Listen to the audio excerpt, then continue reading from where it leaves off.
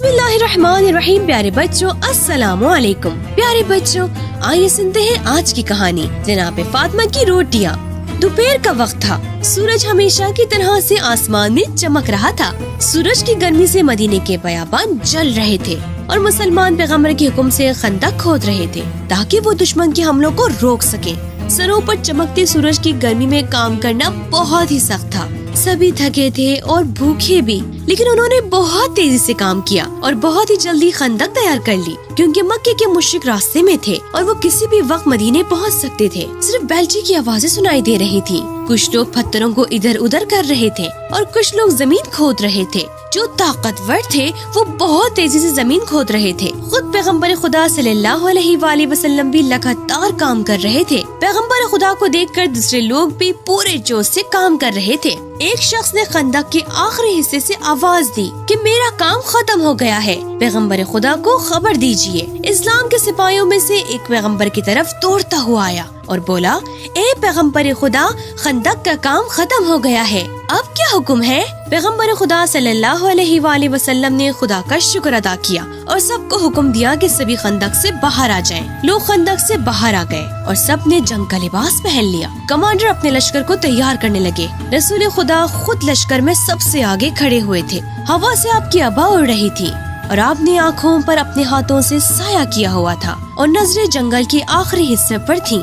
دور سے صرف دھول ہی نظر آ رہی تھی۔ دشمن کا لشکر بہت ہی تیزی سے مدینے کی طرف آ رہا تھا۔ زمین ان کے قدموں سے ہل رہی تھی۔ مسلمان بہت تھکے ہوئے تھے اور بھوکے بھی تھے۔ انہیں ایک بڑا لشکر اپنے قریب آتا ہوا دکھائی دے رہا تھا اور وہ خود کو ایک بہت سخت جنگ کے لیے تیار کر رہے تھے۔ پیغمبر خدا صلی اللہ علیہ وآلہ وسلم بھی بہت تھکے ہوئے تھے اور بھوکے بھی تھے، کیونکہ آپ نے بھی 3 دن سے کھانا نہیں کھایا تھا۔ آپ لگاتار کبھی دائیں طرف اور کبھی بائیں طرف سے دشمن کو دیکھ رہے تھے۔ مدینے کی کچھ عورتیں بھی مدینے سے باہر آئی ہوئی تھی۔ وہ سبھی اس لشکر کو دیکھ کر ڈر رہی تھی اور اپنے بچوں کو سینے سے چپکائے ہوئے لشکر اسلام کی کامیاب ہونے کی دعائیں کر رہی تھی۔ ان کا دل سب سے زیادہ پیغمبر خدا صلی اللہ علیہ وآلہ وسلم کے لیے پریشان تھا۔ سبھی اپنے شوہروں اور بیٹوں کے لیے پریشان تھی، لیکن جناب فاطمہ الزہرا سلام اللہ علیہ کا دل اپنے بابا کے لیے بہت پریشان تھا۔ پیغمبر خدا صلی اللہ علیہ وآلہ وسلم کی چہیتی بیٹی اچھی طرح جانتی تھی کہ ان کے بابا کتنے بھوکے اور تھکے ہوئے ہیں۔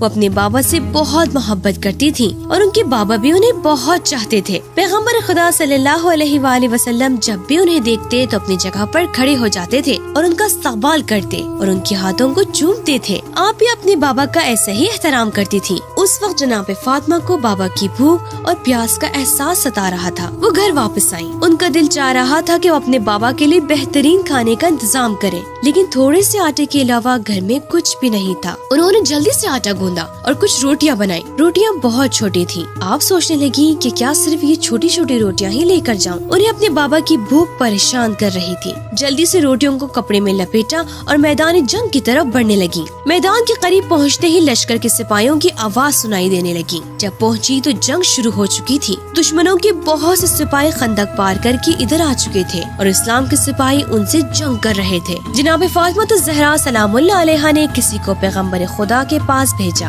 پیغمبر تشریف لائے اور گھوڑے سے نیچے اترے تاکہ وہ اپنی پیاری بیٹی سے مل سکے۔ حضرت زہرا کو دیکھ کر ان کی آنکھیں چمک اٹھی۔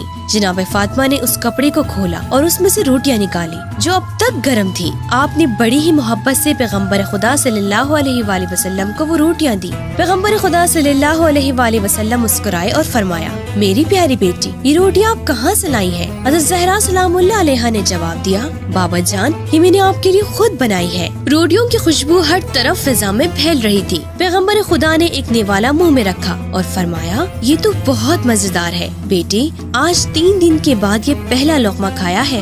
حضرت فاطمہ الزہرا سلام اللہ علیہ مسکرائی اور اپنے بابا کی گلی لگ گئی۔ پیغمبر خدا صلی اللہ علیہ وآلہ وسلم نے جناب فاطمہ الزہرا سلام اللہ علیہ کو خداحافظ کیا اور دوبارہ میدان جنگ میں واپس چلے گئے۔ بابا کے جانے سے جناب فاطمہ اداس ہو گئی، کیونکہ ان کے بابا ان کے لیے تیز دھوپ میں سائے کی طرح اور بہت مہربان تھے۔